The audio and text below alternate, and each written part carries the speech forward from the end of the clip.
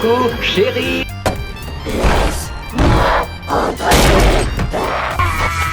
Et ne bougez plus. Et je respecte toujours mes promesses. Tarte à la rhubarbe demande d'incroyables séries. Tardis, pour faire court. Le film Le Loup-garou, basé sur le jeu de société Le Loup-garou de Tristelieu, dont vous avez probablement raté nos parties hier, ou alors vous les avez vues et vous avez dû vous éclater, comme nous. Voilà, donc produit par encore une fois Netflix. Putain, je parle beaucoup de Netflix ce soir quand même. Avec. Faut rentabiliser l'abonnement. C'est un peu ça.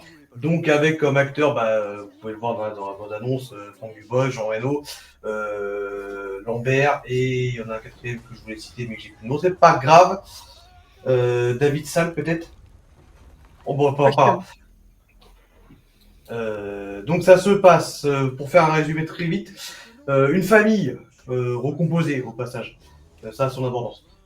Fait une partie de loup-garou avec un grand-père qui devient de plus en plus, qui est atteint d'Alzheimer, donc qui perd de plus en plus la boule, et qui se retrouve en fait téléporté dans leur propre village, mais des centaines d'années au parallèle, en avant, à l'époque du Moyen-Âge, où finalement ils vont devoir faire une partie de loup-garou grandeur nature.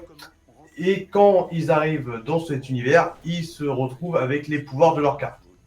C'est cool ça. Donc c'est une partie le film. Donc le film se base à peu près sur une partie, ouais. C'est cool. Enfin, se base sur une partie, non. Le film est pensé comme étant une énorme partie du jeu de loup-garou on va dire, réel, ouais. En jeu de rôle réel, grandeur nature, ouais. Je suis tout le temps villageois. Je suis tout le temps loup. Sauf que bien entendu, donc le but de cette famille, c'est de débusquer les 4 loups-garous et de les tuer, bien entendu, hein, parce que c'est le but, avant de se faire tous dévorer. Le problème, c'est que cette famille se retrouve avec le rôle qu'ils avaient dans la partie qu'ils étaient en train de jouer. Ok.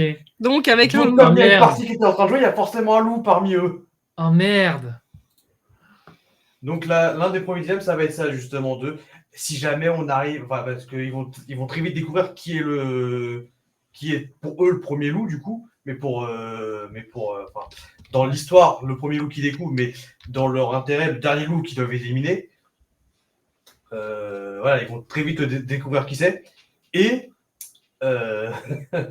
et du coup ça va être ça un petit peu le deal, c'est: est-ce que finalement tuer les 3 loups, ça suffira à rentrer chez nous? Est-ce qu'il faudra sacrifier le 4e aussi? Comment faire, etc. Ça, c'est ce que raconte le film. Ensuite, là où je voulais en venir pour en discuter, c'est tous les sous-textes que ce film ne fait malheureusement que survoler. On fait ça rapidement, mais vas-y. Parce que dans le... Désolé, c'est juste pour le temps. Mais c'est pour ça, c'est d'un point de vue survolage, malheureusement, j'ai dit la famille recomposée, ça a son importance, puisque en fait, il y a Franck Dubosc qui est, j'ai oublié le nom de l'actrice, désolé, qui joue sa femme, qui en fait ont eu chacun un enfant de leur côté d'une précédente union. Ils ont la petite dernière, là, que vous avez vu, qui du coup est à eux. Mais il y a comment on recrée une famille unie à partir de familles recomposées. Il y a de ça. Il y a la transmission de savoir et de valeurs entre 3 générations. Le grand-père, je parle de Jean Reno, d'ailleurs, c'est un très mauvais casting. Parce qu'il doit y avoir 10 ans d'écart entre Jean Reno et Franck Dubosc. Donc, Jean Reno qui joue le grand-père, Franck Dubosc qui joue le père, il y a un problème. Bref, c'est un des bémols du film, il y en a d'autres, hein, ça rassure-nous. Donc voilà, Jean Reno qui est en train, le grand-père qui est en train qui a l'Alzheimer, donc qui perd ses souvenirs, mais qui aimerait... 10 ans d'écart, ça peut se faire. Ouais, ça fait tôt quand même. Mais bref, dans le film, je crois que c'est un peu plus... on s'en fout. Donc voilà, il y a cette transmission de savoir de comment le grand-père peut transmettre son histoire à son fils. Puis après, il y a le fils qui veut transmettre un petit peu, qui a le choc générationnel avec sa fille, puisque sa fille, du coup, est influenceuse. D'ailleurs, elle va faire une phrase. En fait, elle va refuser de jouer à la première partie en disant: oui, j'ai un stream là à lancer, je suis influenceuse Son père qui fait, mais qui c'est qui va acheter des produits, t'influences qui au final et elle qui va lui rétorquer. Bah apparemment pas mon père déjà. donc voilà, c'est alors oui, sur le coup ça fait rire, mais en vrai ça fait super mal en tant que parent. Hein. Ouais, c'est Ouais, ça. ouais, clairement. Donc voilà, il y a Du coup, c'est il y a que ce- sérieux ou il y a aussi un peu d'humour? Parce que la bande Non, il y a d'humour. c'est beaucoup d'humour. Ok. C'est quasiment ok. que de l'humour. Comme je dis, là, tous les thèmes que je lance, là, il y en a encore un petit dernier après, c'est vraiment que survolé. Parce que l'autre, le garçon, là, le fils de la femme, du coup, lui, c'est plutôt l'identité de genre qu'il cherche. Ok. Pas forcément de genre, mais en tout cas, sa propre identité en tant que jeune. Mais bon, comme il a maquillage, machin, alors je sais pas si c'est parce que c'est l'acteur qui, lui, est en...